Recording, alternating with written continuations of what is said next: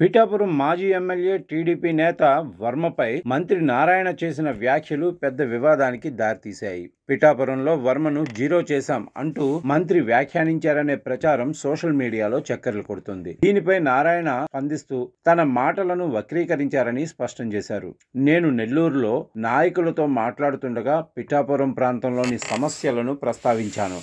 అక్కడ సమస్యలను జీరో చేశామని చెప్పాను. దాన్ని కొందరు ఉద్దేశపూర్వకంగా కట్ చేసి వర్మను జీరో చేశామని మార్చేశారు అని ఆయన వివరించారు. తన వ్యాఖ్యలపై దుష్ప్రచారం చేయటం దిగజారుడుతనానికి నిదర్శనమని మంత్రి నారాయణ వ్యాఖ్యానించారు. జనసేన టీడీపీ కూటమి చాలా బలంగా ఉంది. పిఠాపురంలో వర్మతో నాకు ఎలాంటి విభేదాలు లేవు. కూటమి పార్టీలన్నీ ఐక్యంగా పనిచేస్తున్నాయని ఆయన స్పష్టం చేశారు. విశాఖపట్నంలో వర్మతో కలిసి పర్యటించిన మంత్రి నారాయణ టెలికాన్ఫరెన్స్ లో మాట్లాడిన వీడియోను కొందరు ఉద్దేశపూర్వకంగా ఎడిట్ చేసి ప్రచారం చేశారని మండిపడ్డారు. పిఠాపురంలో జనసేన టీడీపీ ద్వితీయ శ్రేణి మధ్య ఉన్న చిన్న చిన్న విభేదాలను చర్చించి జీరో చేశామని మాత్రమే నేను అన్నాను అని ఆయన వివరించారు. మాజీ ఎమ్మెల్యే వర్మ కూడా మంత్రి నారాయణకు మద్దతుగా మాట్లాడారు. పిఠాపురంలో టీడీపీ జనసేన మధ్య ఎలాంటి విభేదాలు లేవు. కొందరు పేటీఎం బ్యాచ్లు చేస్తున్న తప్పుడు ప్రచారాలను పట్టించుకోవాల్సిన అవసరం లేదు. నేను తెలుగుదేశం పార్టీలో పిల్లర్గా ఉన్నాను అని ఆయన పేర్కొన్నారు. అలాగే మంత్రి నారాయణ జనసేన టీడీపీ మధ్య కాకినాడ జిల్లాలో వారధిగా పనిచేస్తున్నారు. కూటమిని ఎవ్వరూ దెబ్బతీయలేరు. చంద్రబాబు ఆగమంటే ఆగుతా, దూకమంటే దూకుతా అంటూ ఘాటుగా స్పందించారు.